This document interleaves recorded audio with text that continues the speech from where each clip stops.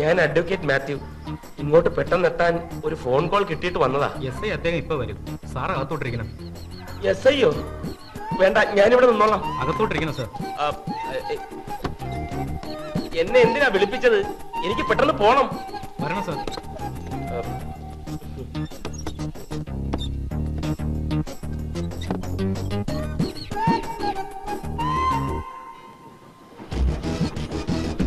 എടാ മാത്യു, പാല് മുഴുവൻ കുടിക്കേ, ഇല്ലെങ്കിൽ അമ്മ ഇപ്പൊ പോലീസിനെ വിളിക്കും.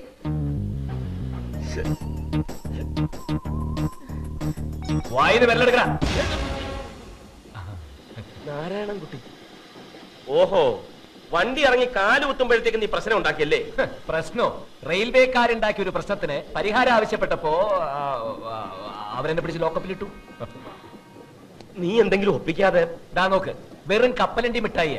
ഇതിന് മാക്സിമം റീറ്റെയിൽ പ്രൈസ് 11 രൂപ 50 പൈസയാ. പക്ഷെ തീവണ്ടിയിൽ എന്നോട് ഇതിന് 12 രൂപ വാങ്ങിയത്. സർവീസ് ചാർജ് ഈടാക്കിയതാവും. നാരായണൻകുട്ടി, റെയിൽവേ മൊബൈൽ അല്ലേ? അത് മുടൻ തന്നെയായോ. പാക്കേജിംഗ് ആൻഡ് കമ്മോഡിറ്റീസ് ആക്ട് എന്താ റെയിൽവേക്കും ബാധകല്ലേ? നീ പറ, ഇവനെ ഒന്നും വെറുതെ വിട്ടൂടാ, കേസ് ചാർജ് ചെയ്യണം. എന്താ നീ ബാധിക്കില്ലേ? 12 രൂപയാണ് നീ കൊടുത്തത്. എന്താ തെളിവ്? ഞാൻ ബില്ല് വാങ്ങി. ആദ്യം ബില്ല് തരാൻ കൂട്ടാക്കിയില്ല. വിൽപ്പന നികുതി നിയമപ്രകാരം ഏതൊരു സാധനം വിൽക്കുമ്പോഴും 10 രൂപയിൽ കൂടുതലാണ് വിലയെങ്കിൽ നിർബന്ധമായും ബില്ല് തന്നിരിക്കണം എന്നാണ് നിയമമെന്ന് ഞാൻ പറഞ്ഞപ്പോഴാണ് അവൻ ബില്ല് തന്നത്. എന്റെ അടുത്ത് അവന്റെ കളി. കൊടുക്കും, കേസ് കൊടുക്കും, ഉറപ്പാ. 50 പൈസക്ക് വേണ്ടി കേസ് കൊടുക്കണോ? മക്കളെ, 50 പൈസയുടെ വില നിനക്കറിയില്ല, പക്ഷെ എനിക്കറിയാം. വെളിച്ചെണ്ണ ലിറ്ററിന് 28 രൂപ ഉണ്ടായിരുന്നപ്പോ 100 മില്ലിക്ക് 3 രൂപ വാങ്ങിയ കടക്കാരനോട് ബാക്കി 20 പൈസക്ക് വേണ്ടി എന്റെ അമ്മ തർക്കിക്കുന്ന ഞാൻ കണ്ടിട്ടുണ്ട്.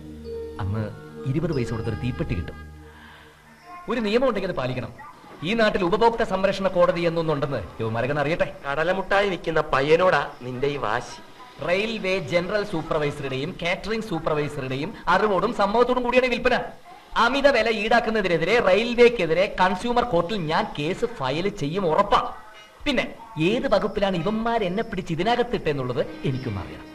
വകുപ്പ് നമ്മള് ക്രിമിനൽ നടപടി നിയമത്തിൽ 57-ാം വകുപ്പ് പ്രകാരം കുറ്റം ചെയ്ത ആളെ 24 മണിക്കൂർ വരെ കസ്റ്റഡിയിൽ വെക്കാം.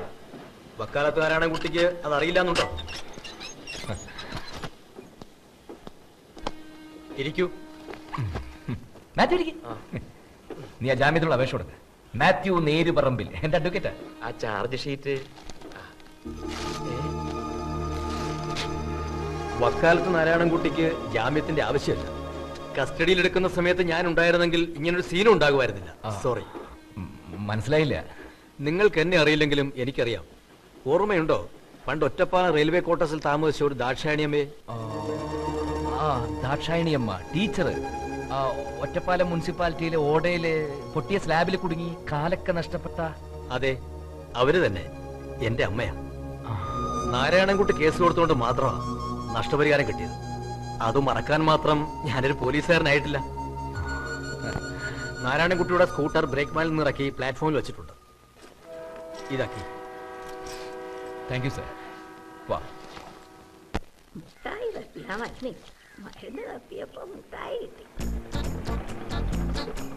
അമ്മച്ചി, ഇതാ അമ്മച്ചി ഞാൻ പറഞ്ഞ നാരായണൻകുട്ടി. പിന്നെ ഞാനങ്ങോട്ട് അനിയത്തിയുടെ പരീക്ഷ കഴിഞ്ഞാൽ പിന്നെ ഒരു TC വാങ്ങി. അയാൾ തന്നെയാണോ ഇയാൾ? അതോ ഇയാളെ പോലെയാണോ അയാൾ? എന്തോ ഇയാളെ ഞാൻ ടിവിയിലും പത്രത്തിലും ഒക്കെ കണ്ടു. വക്കാലത്ത് നാരായണൻകുട്ടി. വേണ്ട വക്കീലേ, വേണ്ട. ഇയാൾ ഇവിടെ താമസിക്കണ്ട. എനിക്ക് ഈ വയസ്സുകാലത്ത് കോടതിയും പോലീസ് സ്റ്റേഷനും ഒന്നും കേറാൻ വയ്യ.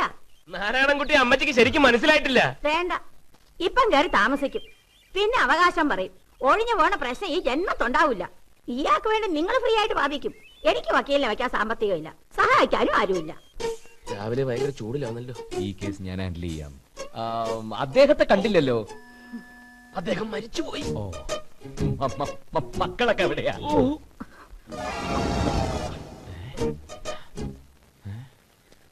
നല്ല ഹാൻഡിലിംഗ്. Thank you. കുഴപ്പമായോ? നീ ചളമാക്കിയില്ലേ? നീ എന്തിനാ മക്കളെ കുറിച്ച് ചോദിച്ചത്? എന്തേ മക്കളില്ലേ? ഉണ്ട്, 5 എണ്ണം. പക്ഷെ ഒരെണ്ണം തിരിഞ്ഞു നോക്കത്തില്ല. അതെന്താ അങ്ങനെ? നന്ദി കേട്. ആരാന്റെ അമ്മയ്ക്ക് ഭ്രാന്ത് പിടിച്ചാ കാണാൻ രസമാ. എന്നാ സ്വന്തം അമ്മയ്ക്ക് ഭ്രാന്ത് പിടിക്കണമെന്ന് വഴിപാട് നേരുന്ന മക്കളായാല് വളർത്തി വലുതാക്കി എന്റെ കൂലി. നന്ദിയില്ലാത്തവര്. വക്കാലത്ത് നാരായണൻ പറ, വക്കീല് പറ, നന്ദികേടിനെ പോലെ ഹീനമായ കുറ്റത്തിന് ശിക്ഷിക്കാൻ വകുപ്പുണ്ടോ? ഉണ്ടോ? നിയമത്തിൽ അങ്ങനെ ഒരു വകുപ്പ് ഇല്ല. പക്ഷേ മാപ്പ് കൊടുക്കാം ഒരമ്മയ്ക്ക്. ഞാൻ എന്റെ മക്കൾക്ക് മാപ്പ് കൊടുത്തു. നന്നായി വരട്ടെ. അമ്മേ,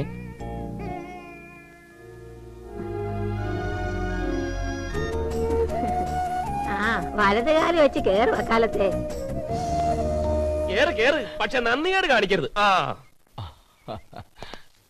ബഹുമാനപ്പെട്ട കോടതി മുമ്പാകെ എനിക്ക് ബോധിപ്പിക്കാനുള്ളത് എന്താണെന്ന് വെച്ചാൽ, such a personal intervention of the chief minister cannot be treated as an indication of the corrupt motive. That's all, Your Honor.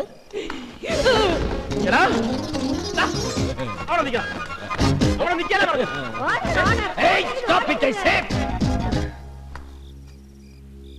കോടതിയിൽ ബോധിപ്പിക്കുന്ന മൊഴി സത്യമായിരിക്കും. സത്യമായി സത്യമല്ലാതെ മറ്റൊന്നും ബോധിപ്പിക്കില്ല. ദൈവം സാക്ഷി. എന്താണ് ജോലി? ഒരു വക്കീലാണേ. സനതെടുത്തു എന്നുള്ള ഒറ്റ കാരണം കൊണ്ട് ഒരാൾ വക്കീലാവുമോ? ഓർഡർ. വക്കീൽ എന്തെടുത്തു എന്നാ പറഞ്ഞത്? ബഹുമാനപ്പെട്ട കോടതി, സനത് എന്ന് പറഞ്ഞാൽ അഡ്വക്കേറ്റ് ആയിട്ട് പ്രാക്ടീസ് ചെയ്യാനുള്ള ലൈസൻസ്. ഇയാൾ വക്കീൽ പരീക്ഷ പാസ്സായത്.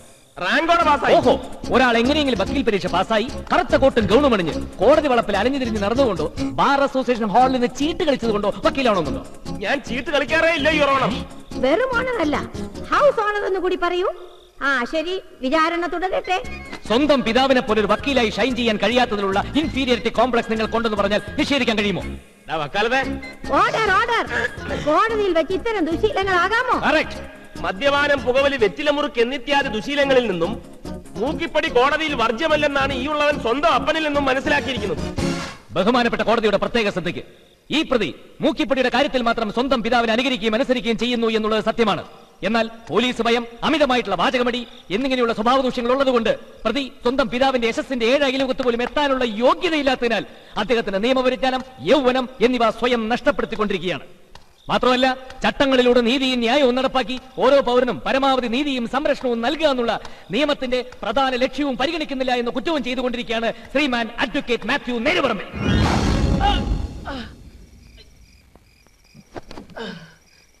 പൊള്ളിയോ? പൊള്ളുന്ന പരമാർത്ഥങ്ങളല്ലേ നീ പറഞ്ഞത്? നാളെ തന്നെ നമുക്ക് ആ ഈശ്വര സുബ്രഹ്മണ്യനെ ഒന്ന് കാണണം. എത്ര അഡ്വക്കേറ്റ്സിനെയാ Iyer രക്ഷപ്പെടുത്തിയിട്ടുള്ളത്. Good night. For the reasons stated in para 8 of the judgment, found inter alia that there was total negligence on the part of the police department. Baki Nawab Rajyadinte writ petition the same matter. Change the names. Quick, Sikram. Okay, sir. Nancy Tadikunu, control yourself. There is a treatment for it. Shall I tell you? പ്രകൃതി ചികിത്സ. ആരെ വക്കാലത്ത് നാരായണൻകുട്ടിയോ? ഇരിക്കൂ. Good morning sir. By ഇതാരാണ്? മനസ്സിലായില്ലല്ലോ. ഞങ്ങൾ സ്കൂൾമേറ്റ്സാ. Advocate Mathew. Mathew ഏത് കോടതിയിലാണ്? സെഷൻസ്. നാരായണൻകുട്ടി ട്രാൻസ്ഫർ ആയി വന്നത് അറിഞ്ഞു. നന്നായി. എപ്പോ വന്നു? ഇന്നലെ വന്നു. നാളെ ജോയിൻ ചെയ്യണം. പിന്നെ ഞാൻ വന്നത് മിസ്റ്റർ മാത്യുവിനെ സാറിനെ ഏൽപ്പിക്കാനാ. മനസ്സിലായി. അണ്ടർസ്റ്റുഡ്. എന്തിലാണ് ടേസ്റ്റ്? പോലീസ് ഇടപെടാത്ത ഏത് കേസും കൈകാര്യം ചെയ്യാം.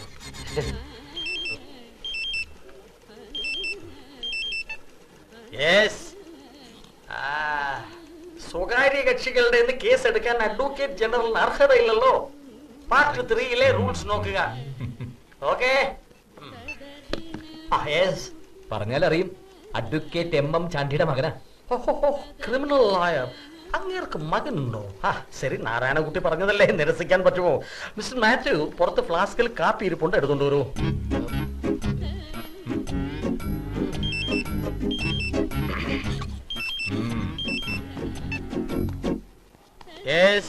അത് ഇൻകം ടാക്സ് ട്രിബ്യൂണലിന്റെ ഒരു വിധി നമുക്ക് ഫേവറബിൾ ആണ്.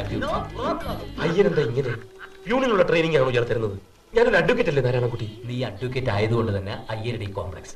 എടാ, ഇന്ത്യൻ കോൺസ്റ്റിറ്റ്യൂഷൻ മുതൽ അഡ്വക്കേറ്റ്സ് ആക്ട് വരെ അരച്ച് കലക്കി കുടിച്ച ആളാണെങ്കിലും ഭൂമസ്ഥനല്ലേ.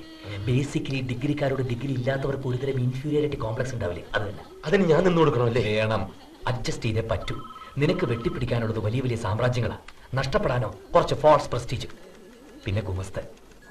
ഞാനൊരു ഗുമസ്തന്റെ മോൻ തന്നെയല്ലടാ. Come on.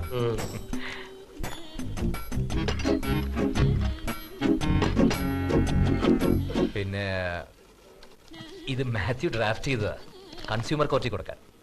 ദാ.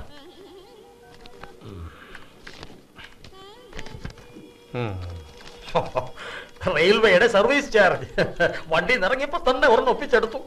വെറുതെ അല്ല തന്നെ വക്കാലത്ത് നാരായണൻകുട്ടി എന്ന് വിളിക്കുന്നത്. Miss Mathew, pour it in 3 cups. 3 കപ്പിലായിട്ട് ഒഴിക്കടാ.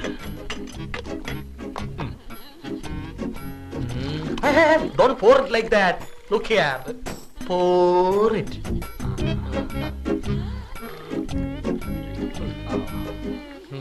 Sir, Thank you. Well drafted, Matthew. Notwithstanding anything stated above, in the facts and circumstances of the case, provided that hence for the ground stated in the petition, എന്നൊക്കെ ഇടയ്ക്ക് തിരിയാൽ English ആണെന്ന് കരുതുന്ന വക്കീലന്മാരും ഉണ്ട്. പക്ഷെ മാത്യുവിന്റെ drafting അങ്ങനല്ല. Thank you sir. ഞാനും നാരായണൻകുട്ടിയും വിചാരിച്ചാൽ മാത്യുവിനെ supreme കോടതിയിൽ എത്തിക്കാം. Thank you sir.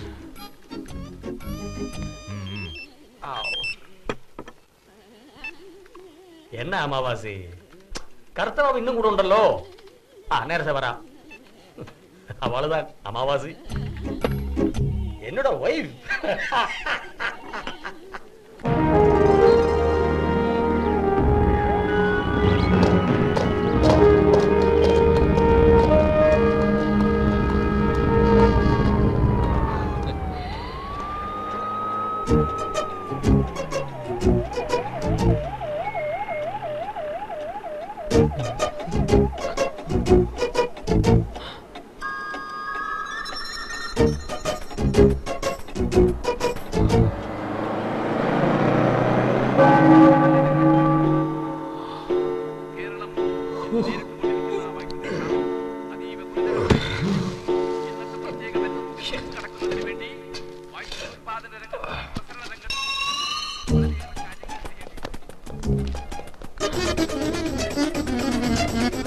Good morning, sir. Morning.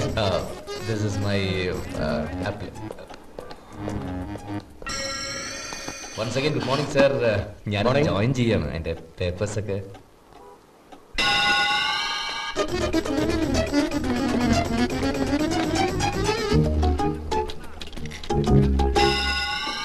നമസ്കാരം. നമസ്കാരം.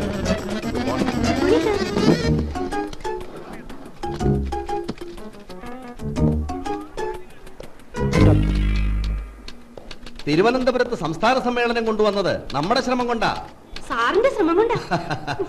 കലക്കണം. കലക്കണമെങ്കിൽ പിരിക്കണം. അല്ല, പിരിക്കാം, പക്ഷെ ഒരു പാർട്ടി ഒന്ന് കണ്ണടക്കണം. പകൻ അഡ്മിനിസ്ട്രേഷൻ. സാറേ, ഈ കടലാസ് എവിടെയാ കൊടുക്കണ്ടേ?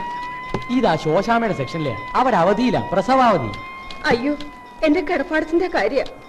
നിങ്ങൾ കുറച്ച് കഴിഞ്ഞ് വരൂ, ഗംഗാരേട്ടൻ വരട്ടെ. പുറത്ത് നിന്നാ മതി. എപ്പോഴാ പ്രസവം?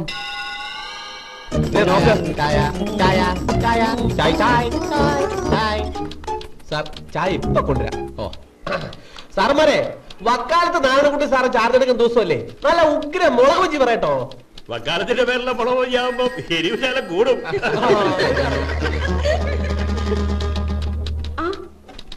അതെയോ? ശരി, വൈകിട്ട് കാണാം. പോടാ കള്ള. ഡേ, തമാശ കുറെ കൂടുന്നുണ്ട് കേട്ടോ. ഓ ശരി ശരി. അതെ, അയ്യോ എനിക്ക് വയ്യ. ഓ ശരി ശരി.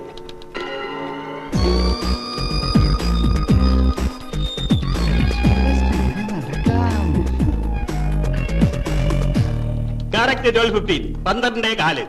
ഈ കാര്യസുന്ദരി വളരെ പഞ്ചല.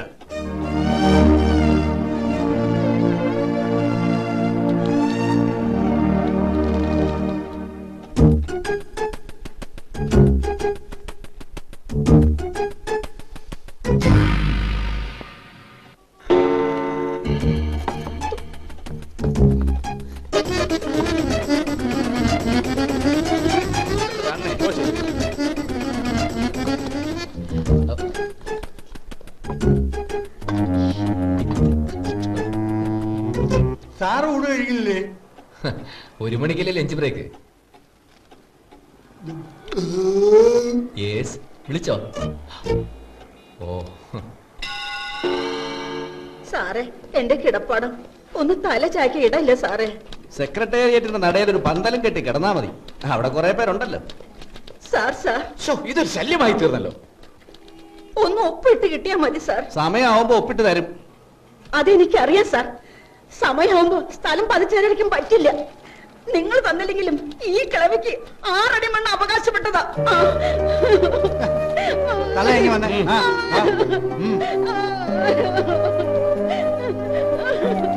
ഭീഷണി ഭീഷണി.